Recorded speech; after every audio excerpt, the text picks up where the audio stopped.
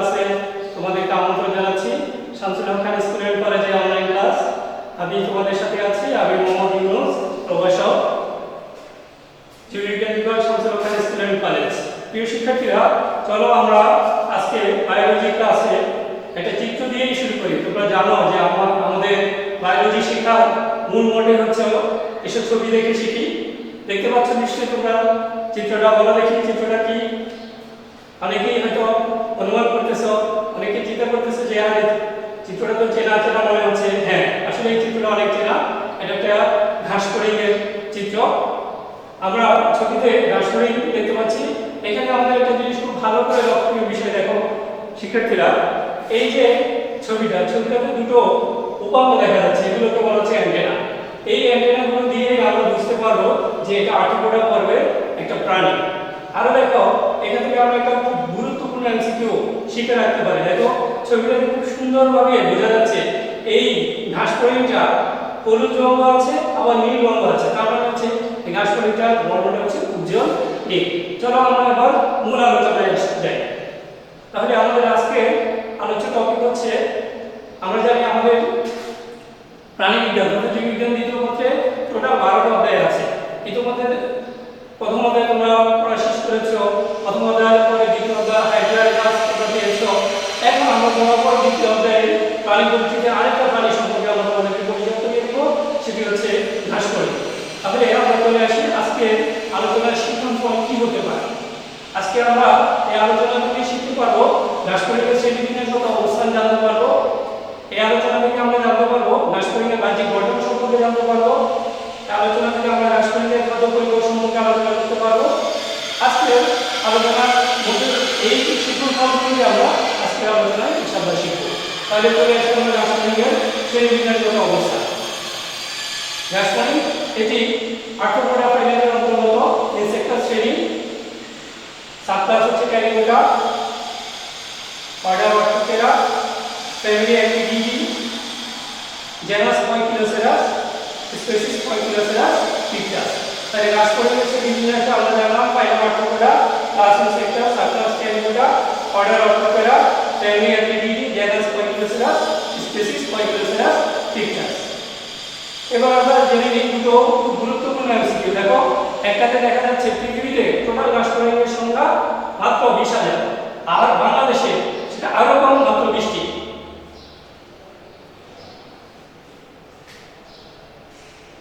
এরপরে আমরা আরো দুটো এমসিকিউ শিখে নিই। ঘাস ফড়িংগুলো আকারের উপর ভিত্তি করে তাদেরকে দুটো বর্গের অন্তর্ভুক্ত করা হয়েছে। লম্বা অ্যান্টেনাযুক্ত ঘাস ফড়িংগুলোকে বলা হয় তারা টেকনোমোলজি গোত্রের অন্তর্ভুক্ত, এবং খাটো অ্যান্টেনাযুক্ত ঘাস ফড়িংগুলো এপিডিডি গোত্রের অন্তর্ভুক্ত। আমরা পড়বো কিন্তু আমরা ভুলে যেতে পারি, তাহলে আমরা মনে রাখবো কিভাবে? খেয়াল করে দেখো, খুবই সহজ। টেকনোমোলজি এখানে বর্ণ বেশি, এপিডিডি এখানে বর্ণ কম। তার মানে হচ্ছে টেকনোমোলজি হচ্ছে লম্বা অ্যান্টেনাযুক্ত ঘাস ফড়িংয়ের গোত্র, আর এপিডিডি হচ্ছে খাটো অ্যান্টেনাযুক্ত ঘাস ফড়িংয়ের গোত্র। এবার আমরা চলে আসি ঘাস ফড়িংয়ের বাহ্যিক অঙ্গসংস্থান। আমরা কতগুলো এমসিকিউ নিয়ে মূলত এই আলোচনাটুকু করা। ঘাস ফড়িং সাধারণত সব জায়গায় পাওয়া যায়, তবে সাধু পাখি এবং ম্যানগ্রোভ জলাশয়ে কম পাওয়া যায়। ঘাস ফড়িংয়ের আমি ইতিমধ্যে তোমাদেরকে জানিয়েছি যে পৃথিবীতে 20,000 প্রজাতি এবং বাংলাদেশে 20 প্রজাতির ঘাস ফড়িং রয়েছে। তার মধ্যে কিছু কিছু প্রজাতি আছে ঘাস ফড়িং যেগুলো বহু দূর মাইগ্রেট করে, পরিযায়ী হয়। এর মধ্যে অন্যতম একটা গুরুত্বপূর্ণ প্রজাতির নাম হচ্ছে লোকাস্টা মাইগ্রেটোরিয়া। এই লোকাস্টা মাইগ্রেটোরিয়া তারা কি করে? দল বেঁধে একত্রে চলাফেরা করে, সেই জন্য এদেরকে বলা হয় পঙ্গপাল। তাহলে পঙ্গপাল যদি প্রশ্ন আসে পঙ্গপাল কি, তাহলে আমরা বলবো যে আর্থ্রোপোডা পর্বের ইনসেক্টাস শ্রেণীর অন্তর্গত কতিপয় প্রজাতি যারা দলবদ্ধভাবে একত্রিত হয়ে চলাফেরা করে, এই ধরনের প্রজাতিগুলোকে পঙ্গপাল বলা হয়। উদাহরণ হলো লোকাস্টা মাইগ্রেটোরিয়া। ঘাস ফড়িং সাধারণত তৃণভোজী বা শাকাশী, ইংরেজিতে বলা হয় হার্বিভোরাস। মানে যে সকল প্রাণীগুলো সাধারণত ঘাস, পাতা, গুল্ম, পাত জাতীয় খাদ্য খেয়ে বেঁচে থাকে, সেগুলোকে বলা হয় হার্বিভোরাস বা তৃণভোজী বা শাকাশী প্রাণী। আমরা শুরুতেই কিন্তু বলেছিলাম যে পয়কিলোসেরাস পিকটাস অর্থাৎ ঘাস ফড়িংয়ের বর্ণ হচ্ছে উজ্জ্বল নীল হলুদ রঙের। এখানে আমরা একটা ঘাস ফড়িংয়ের চিত্র দেখতে পাচ্ছি। এই ঘাস ফড়িংয়ের চিত্র থেকে আমরা এখানে দেখতে পাচ্ছি ঘাস ফড়িংয়ের চিত্রের মধ্যে অনেকগুলো খণ্ড।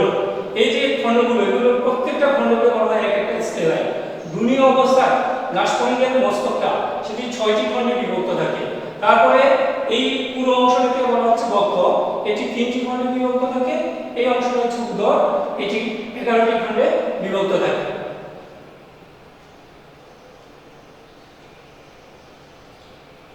তাহলে একটা এমসিকিউ শিখে গেলে গাছপরিঙ্গের সারা দেখো, তোমরা যখন দেখবা তেলাপোকা বাসায় গুলোতে তার উপরে যে আবরণটা সেটা অনেকটা তৈলাক্ত, তার মানে হচ্ছে এখানে কিউটিকল নির্মিত।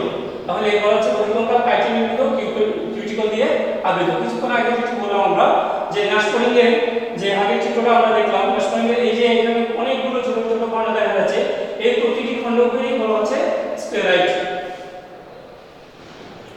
আচ্ছা, এরপরে এই খণ্ডগুলো এক একটা খণ্ড পরস্পরের থেকে আলাদা নয়, এরা পরস্পরের সাথে যুক্ত থাকে। যুক্ত থাকে যে অংশটা দিয়ে সেটাকে বলা হচ্ছে সূচা। প্রতিটি স্টেরাইট সূচা নামক পাতার ঝিল্লি দ্বারা যুক্ত থাকে। এই সূচার সাহায্যে গাছপরিঙ্গের দেহগুলো অঙ্গগুলো সহজে নাড়াচাড়া করতে পারে। তাহলে গাছপরিঙ্গের দেহটা 3টি অংশে বিভক্ত: মস্তক, বক্ষ এবং উদর। মস্তক, বক্ষ এবং উদর। এটা মস্তকের মধ্যে কি কি থাকতে পারে দেখো, আমরা ছবি দেখে শিখতে পারি। মস্তকের মধ্যে থাকতে পারে দুটো অ্যান্টেনা বা উপাঙ্গ, মস্তকের মধ্যে থাকতে পারে দুটো পুঞ্জাক্ষী, মস্তকের মধ্যে থাকতে পারে 3টা ওসেলি।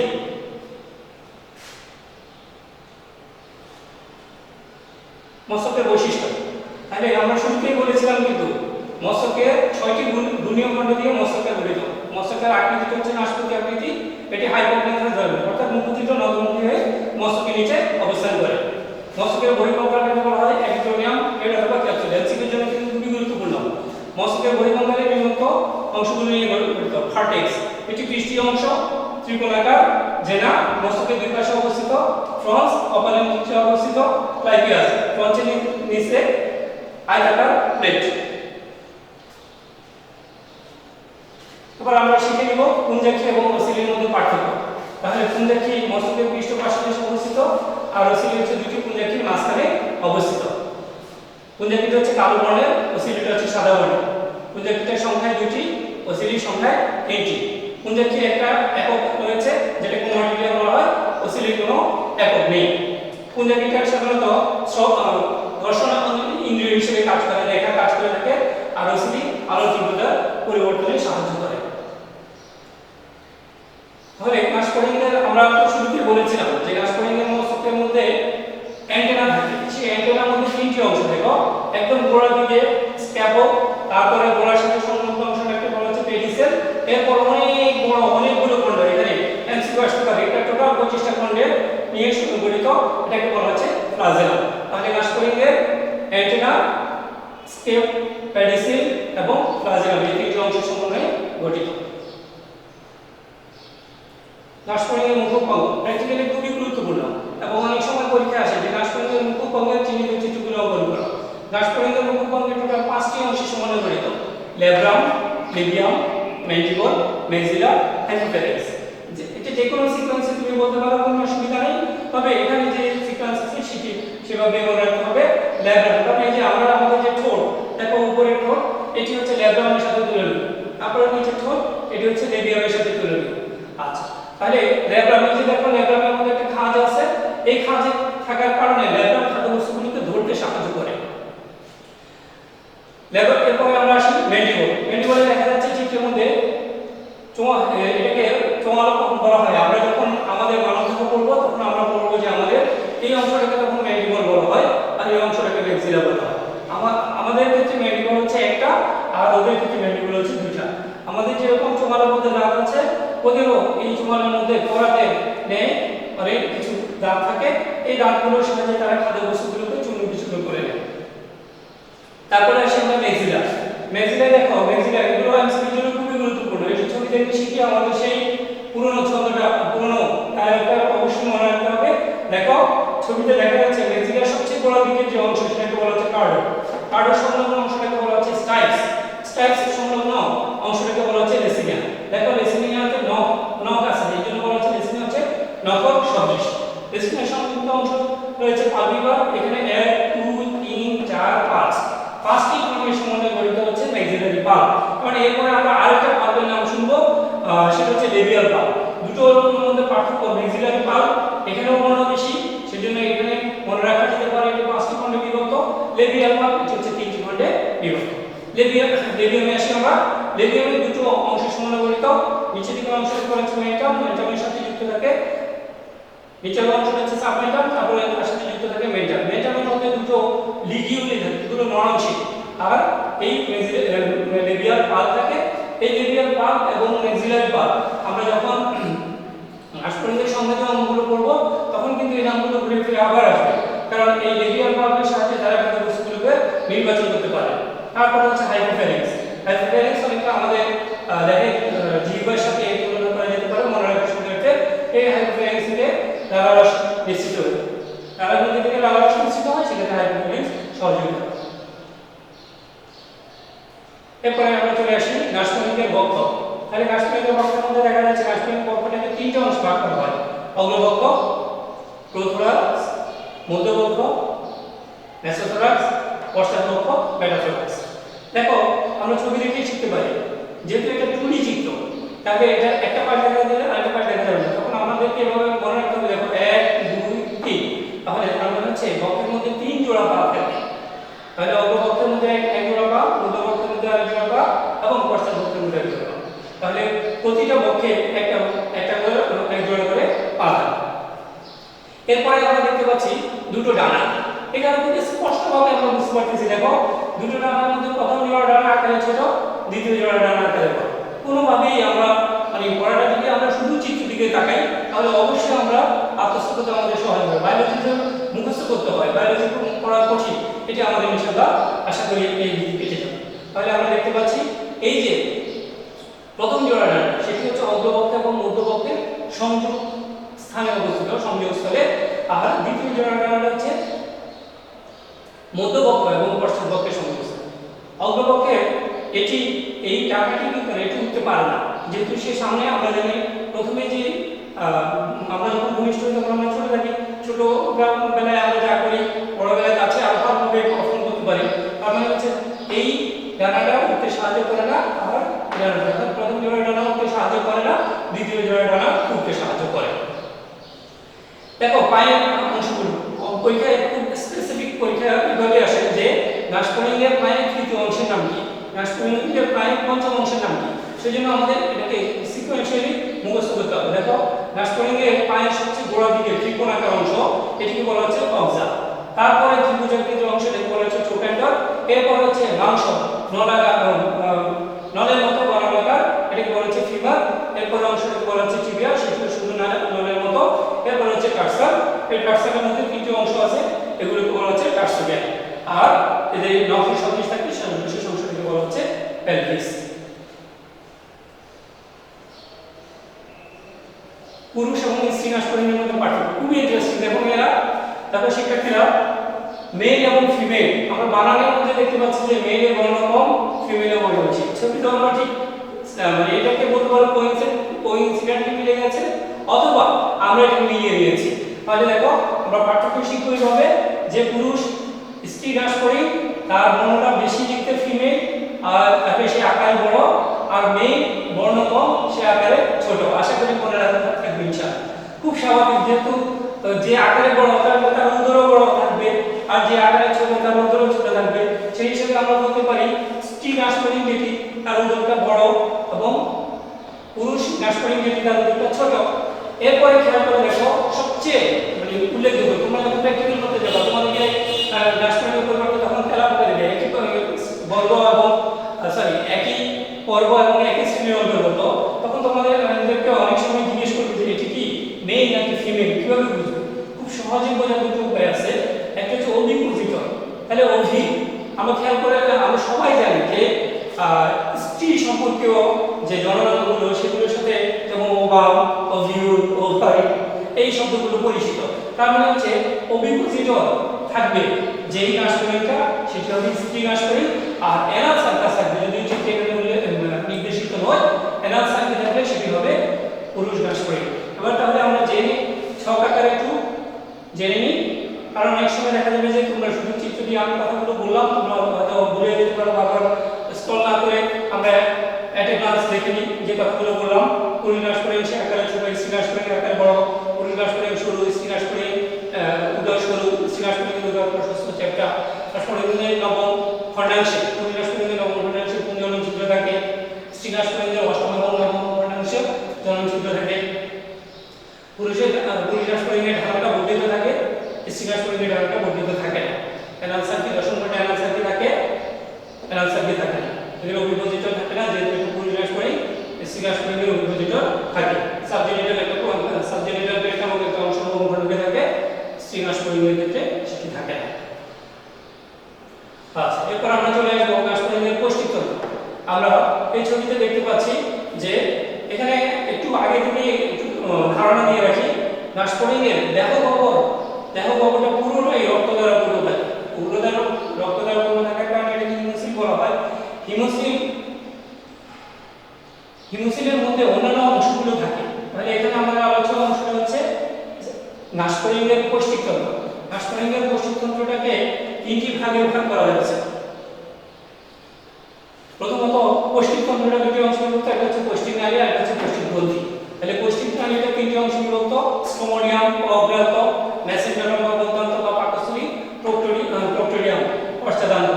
তাহলে এই পৌষ্টিক নালীকে পরিপাক নালীও বলা যেতে পারে। তাহলে স্টোমোডিয়ামের মধ্যে আছে মুখোজিহ্ব, গলবিল, অন্ননালী, টফ, গিজার্ড। মেসেঞ্জারম বা পাকস্থলী, প্রক্টোডিয়ামের মধ্যে আছে ইলিয়াম, কোলন, রেকটাম, পাইলছিদ্র। যে জিনিসগুলো এমসিকিউর জন্য এই অংশটা থেকে আমাদের শেখা খুবই জরুরি, আমি সেই অংশগুলো তোমাদের সামনে উপস্থাপন করার চেষ্টা করছি। তাহলে স্টোমোডিয়াম আমরা জানি নাশপরিং এর একটা ত্রিস্তরী প্রাণী। এদের ভ্রূণীয় দশায় অ্যাক্টোডার্ম, মেসোডার্ম এবং এন্ডোডার্ম থাকে। তো তন্মধ্যে স্টোমোডিয়ামটা অ্যাক্টোডার্ম থেকে উৎপন্ন হয় এবং দুই অন্তর্প্রাচীর রয়েছে কাইটিলিয়া। মুখচিত্রের মধ্যে একটা মৌখিক প্রকোষ্ঠ বা সিবেরিয়াম নামক প্রকোষ্ঠের গোড়ায় অবস্থিত ছিদ্র বিশেষ প্রকোষ্ঠটি মুখপঙ্গ বেষ্টিত থাকে। কাজ কি সিবেরিয়ামে খাদ্যবস্তু গৃহীত হয় এবং মুখচিত্রের মধ্যে খাদ্য জায়গায় প্রবেশ করে। গলবিল হচ্ছে মুখচিত্রের পরে যে নালিকাকার অংশটা, সেটি হচ্ছে গলবিল। গলবিলের ঠিক পরে দাওয়া বর্ণের নালী সদৃশ অংশ, সেটা হচ্ছে অসোফেগাস। তারপরে হচ্ছে ক্রপ, তারপরে হচ্ছে গিজার্ড, এরপরে হচ্ছে মেসেঞ্জার।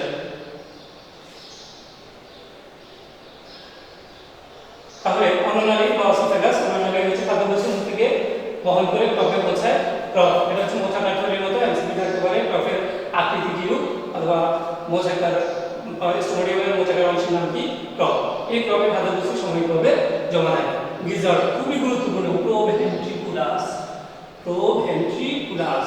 গিজার্ডের বিকল্প নাম।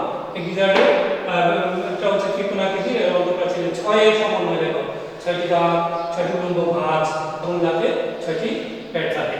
গিজার্ড দৃঢ় সংকোচনের প্রসারে খাদ্যবস্তুকে চূর্ণ করে। এটি খুবই গুরুত্বপূর্ণ, ছাঁকনি হিসেবে কাজ করে। গিজার্ড ছাঁকনি হিসেবে কাজ করে। মেসেঞ্জার অবদান্ত মধ্যপৌষ্টিক নালী বা পাকস্থলী।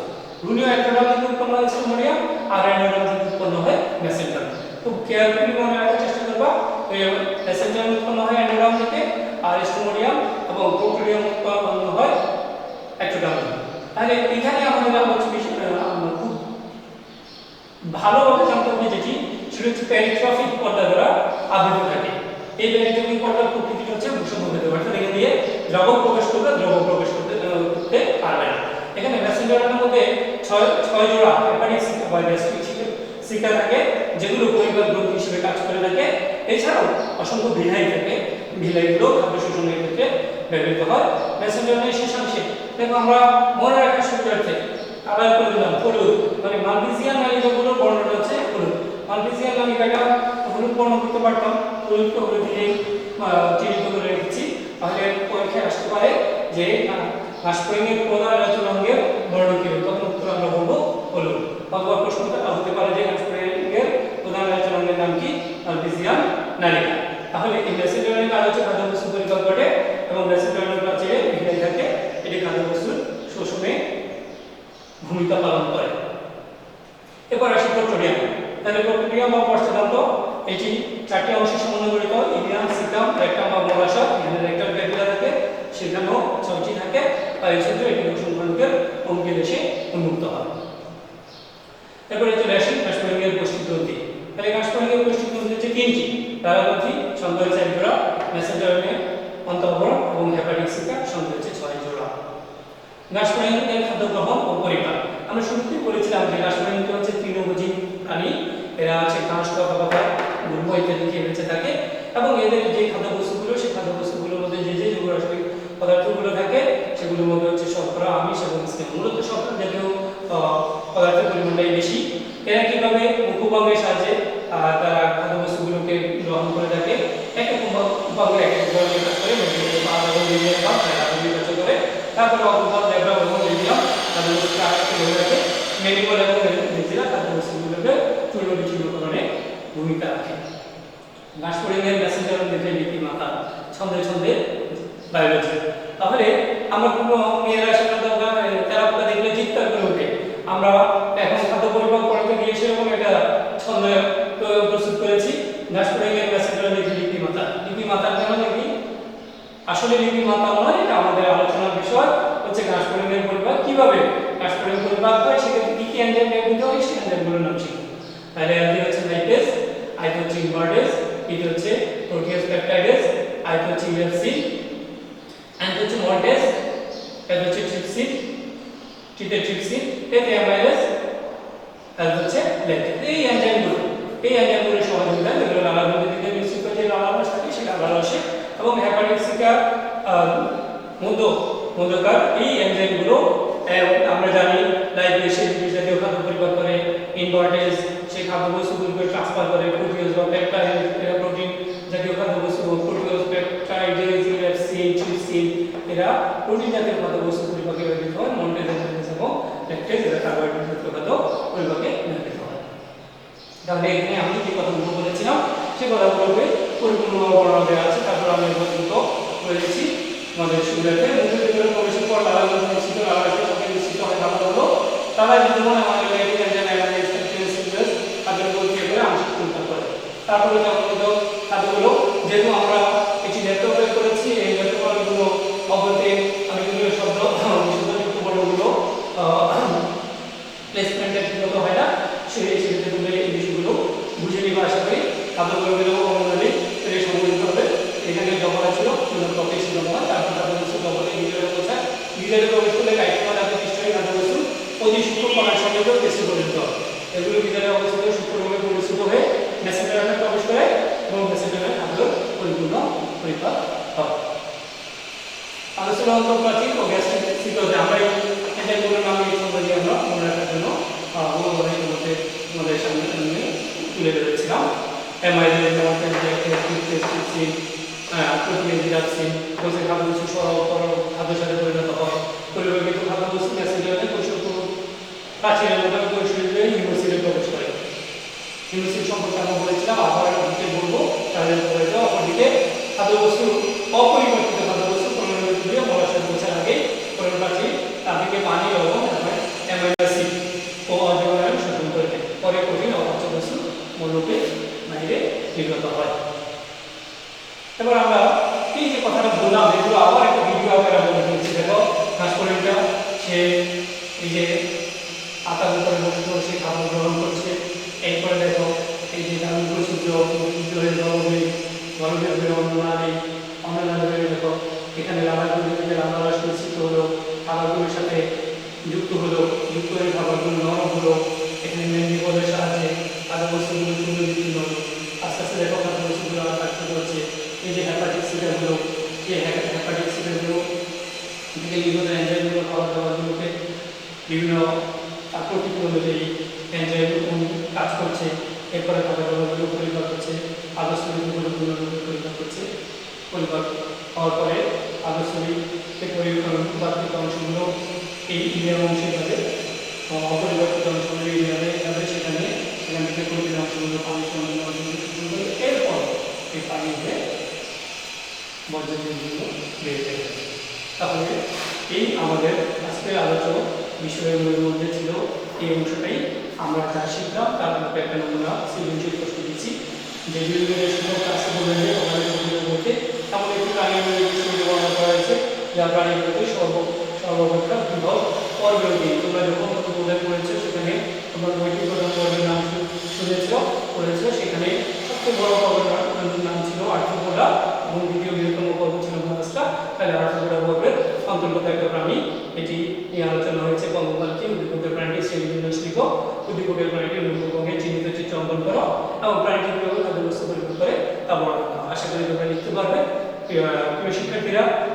তো এই ছিল আজকের মতো আলোচনা। এই যা পড়ালাম এর মধ্যে তোমরা বাসায় অবশ্যই অনুশীলন করবে। আমি স্লাইডগুলো, যেহেতু তোমাদের বাসায় বই নেই অনেকে বলতে পারো, সেজন্য স্লাইডগুলো ভালো করে দেখলে আশা করি এটা একটা বিকল্প বই হিসেবে কাজে লাগবে। সালাম।